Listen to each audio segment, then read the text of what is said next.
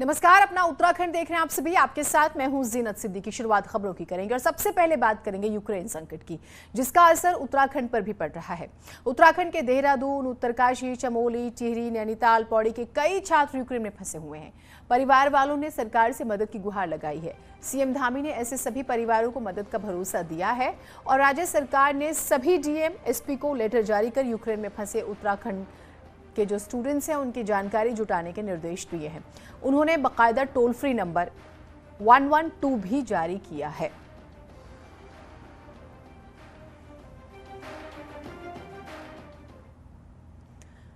मुख्यमंत्री पुष्कर सिंह धामी का इस पूरे मामले पर बयान सामने आया। राज्य सरकार जो है विदेश मंत्रालय के संपर्क में है। उच्च अधिकारियों से लगातार संपर्क किया जा रहा है। कोऑर्डिनेशन के लिए एक नोडल अफसर भी जो है नियुक्त किया गया है। परिजनों की हेल्प के लिए टोल फ्री नंबर भी जारी किया गया है। भविष्य में विदेश में रहने वाले नागरिकों का डाटा रखने का सिस्टम भी बनाया जाएगा। ये मुख्यमंत्री पुष्कर सिंह धामी ने एक जानकारी दी, बात कही। तो भले ही यूक्रेन में चल रहा हो, लेकिन उत्तराखंड में भी इसको लेकर लगातार टेंशन बनी हुई है, क्योंकि उत्तराखंड से बड़ी संख्या में जो स्टूडेंट्स हैं वो यूक्रेन में हैं। हमारे साथ मुख्यमंत्री पुष्कर सिंह धामी मौजूद हैं। सर, लोगों की नज़रें लगातार टीवी चैनल्स पे हैं। क्या पल पल की खबरें यूक्रेन से ले रहे हैं? सरकार से भी उनको बड़ी उम्मीदें हैं। क्या प्रयास सरकार से? नहीं, हम लगातार प्रयास कर रहे हैं। हम लगातार विदेश मंत्रालय के संपर्क में हैं, हम अन्य अधिकारियों के संपर्क में हैं और हमारी कोशिश है कि सभी को लाया जाए, वापस लाया जाए, और उसके लिए हर संभव प्रयास हमारी सरकार कर रही है और केंद्र की सरकार भी कर रही है। सर, स्टेट में भी कोई नोडल अफसर या कुछ ऐसी? हमने यहाँ नोडल अधिकारी बना दिए हैं और एक टोल फ्री नंबर भी यहाँ पर जारी किया है और उनके परिजनों से उनसे बात करने के लिए, आपस में जानकारी लेने के लिए, और मैंने भी स्वयं कुछ परिजनों से कल बात की है। सर, उत्तराखंड को बहुत बार ऐसी स्थिति का सामना करना पड़ा है कि जब अदर कंट्री में कुछ हालात बिगड़ते हैं, हमारे पास एक ठोस आंकड़ा नहीं होता कि हमारे कितने सिटीजन दूसरे कंट्री में हैं। क्या इस दिशा में सरकार कोई विचार? नहीं, उस दिशा में निश्चित रूप से विचार करेंगे। तो आप थे मुख्यमंत्री पुष्कर सिंह धामी। यूक्रेन में जो स्थितियां बनी हैं उसको लेकर मुख्यमंत्री का कहना है कि हम लगातार विदेश मंत्रालय के संपर्क में, और भविष्य में ऐसी स्थितियां न बने, सरकार के पास एक ठोस आंकड़ा हो कि उसके नागरिक कितनी की संख्या में किस कंट्री में हैं, इसके लिए एक सेंट्रल डैश सिस्टम बनाने की भी मुख्यमंत्री ने बात कही है। कैमरा पर्सन राकेश रावत के साथ सुनील नौपरवात, न्यूज़ 18 देहरादून। वाराणसी पहुंचे उत्तराखंड के पूर्व सीएम हरीश रावत ने जो है धामी सरकार पर जमकर निशाना साधा। कहा, यूक्रेन में छात्रों के पास डॉलर नहीं है, कहां से वो टिकट खरीदेंगे? सरकार को छात्रों की मदद करनी चाहिए और उनको वापस लाना चाहिए। उत्तराखंड के पूर्व चीफ मिनिस्टर हरीश रावत जी काशी आए हुए हैं और इस वक्त हमारे साथ मौजूद हैं। तो 10 मार्च को क्या होने जा रहा है? कांग्रेस जीत रही है, उत्तराखंड में भी जीत रही है और उत्तर प्रदेश में भी। देखिए, बहुत अच्छी, हम तीसरे विकल्प के रूप में लोगों के सम्मुख हैं और लोग उत्तर प्रदेश में भी कह रहे हैं कि ये थानेबाज और बुलडोजर बाजों से निजात दिलाओ, और इसलिए आशा की किरण के रूप में लोगों को प्रियंका गांधी जी और कांग्रेस दिखाई दे रही है। और उत्तराखंड में हम निश्चित तौर पर सरकार बनाने जा रहे हैं और बहुत अच्छे बहुमत के साथ जा रहे हैं, और पंजाब में भी सरकार बना रहे हैं। इस समय यूक्रेन को लेकर क्राइसिस, बड़ा तनाव है जिस तरह से रूस और यूक्रेन में। उत्तराखंड के भी बहुत सारे जो है बताया जा रहा है छात्र फंसे हैं, लेकिन अभी सरकार के पास डाटा नहीं है। तो क्या उस बारे में आप कुछ सरकार से कहना? अफसोस है कि इतने दिनों से तनाव चल रहा था, क्यों नहीं निकाला गया?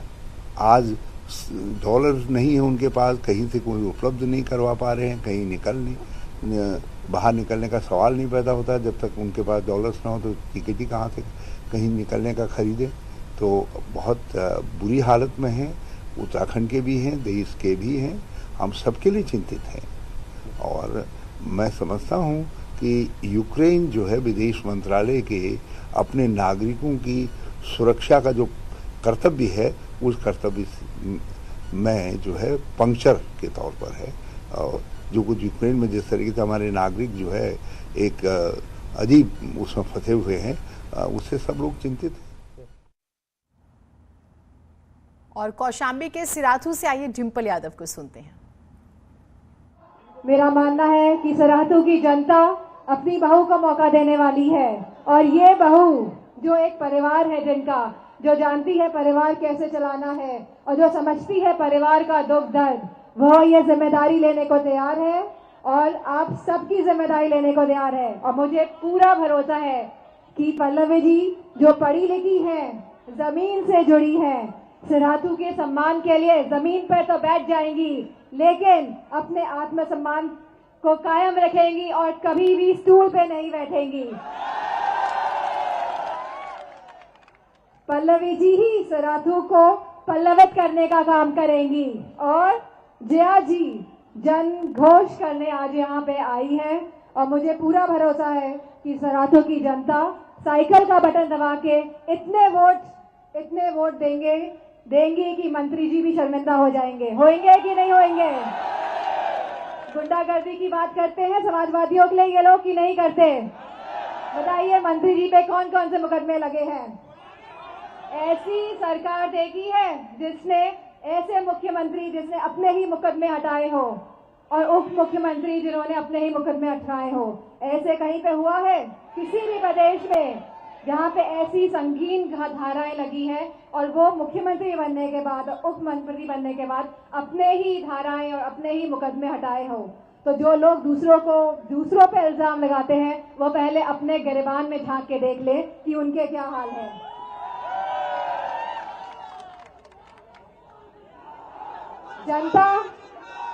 जनता, नौजवान, माताएं, बहनें ऐसी सरकार बनाने जा रहे हैं जो नौकरियां देने वाली है हमारे युवाओं को, जो महिला सुरक्षा पे काम करेंगी। जो गलत फहमी ये लोग फैला रहे हैं महिला सुरक्षा के नाम पे, मैं याद दिलाना चाहती हूँ कि 2000 के जो आंकड़े थे एनसीआरबी के, उसमें महिलाओं के साथ जघन्य अपराध कम हुए थे और इन 5 सालों में जो आंकड़े आए हैं वह आंकड़े बहुत ही दर्दनाक हैं। हम जानते हैं कैसी कैसी घटनाएं आज महिलाओं के संग हो रही है और बगैर इसके कि इन महिलाओं का साथ दिया जाए उनके परिवार वालों को प्रताड़ित किया जाता है। क्या हाथरस की जनता घटना भूल जाएंगे? क्या हम लोग, क्या जनता हाथरस की बेटी को भूल जाएगी? हम जानते नहीं है कैसे उसको जला दिया गया था रात को और उसको अंतिम संस्कार जो एक हिंदू का धर्म है, एक अधिकार है, उसको भी वो नहीं करने दिया गया था ना। और उनके परिवार वाले को जो प्रताड़ना दी गई थी जनता ने सब देखा है। और वही उन्नाव की बेटी, ये बताइए कि जंग का रंग क्या होता है? जब जंग लग जाता है लोहे में, इंजन की बात हो रही है तो लोहा ही इस्तेमाल होता है इंजन बनने में। जंग का रंग क्या होता है? हाँ, कौन सा रंग होता है जंग का?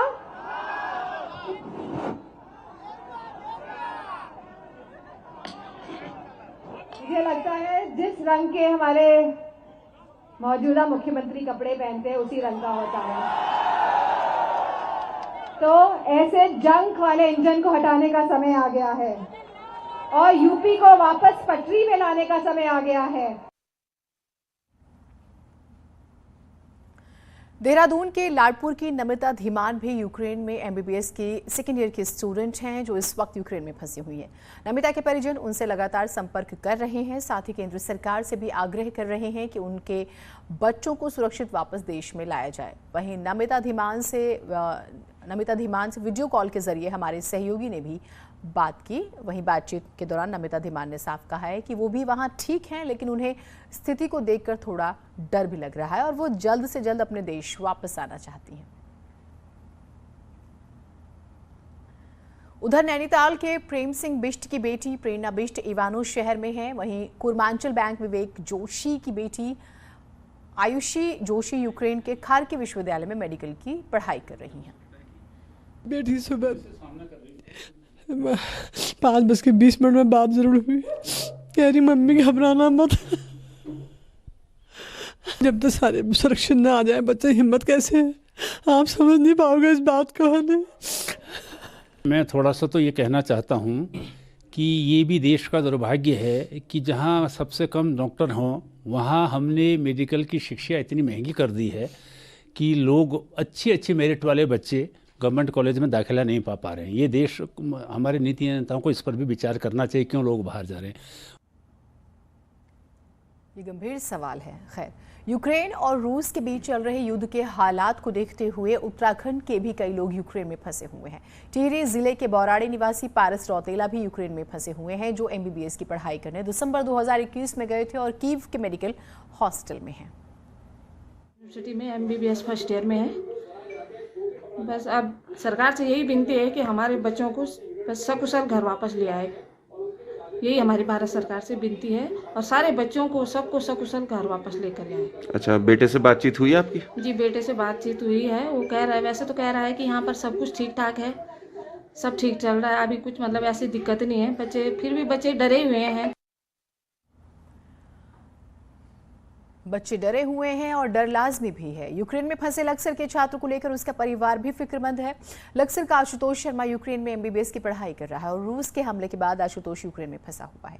परिजनों ने भारत सरकार से बेटे सहित सभी भारतीयों को सुरक्षित वापस लाने की गुहार लगाई है। दरअसल यूक्रेन के बारे में आप एक बात जान लीजिए, मेडिकल स्टडीज के लिए यूक्रेन एक बेहतरीन देश माना जाता है।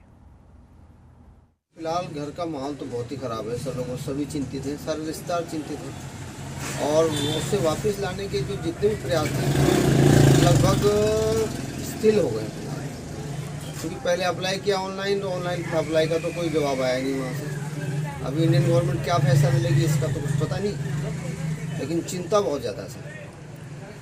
तो बच्चा आएगा कैसे ये कुछ पता नहीं। वहाँ अभी जो बच्चे से बात हुई है तो कह रहे हैं एयरपोर्ट भी, एक तो एयरपोर्ट उड़ा दिया उन्होंने, एक बंद कर दिया, लगभग कब्जे में है।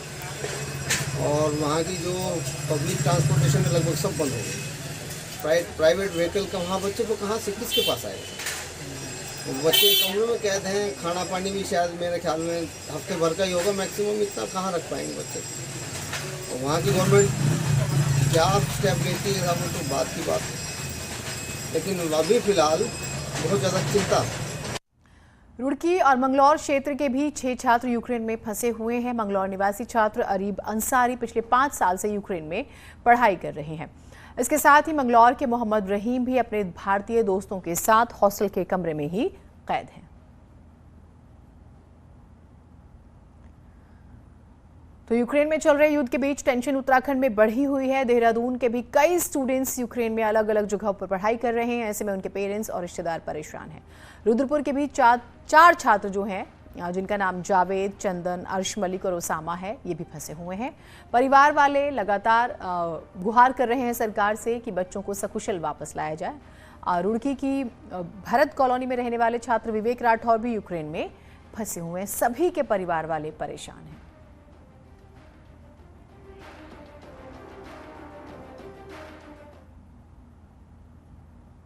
एक छोटा सा ब्रेक ले रहे हैं, कहीं मत जाइएगा।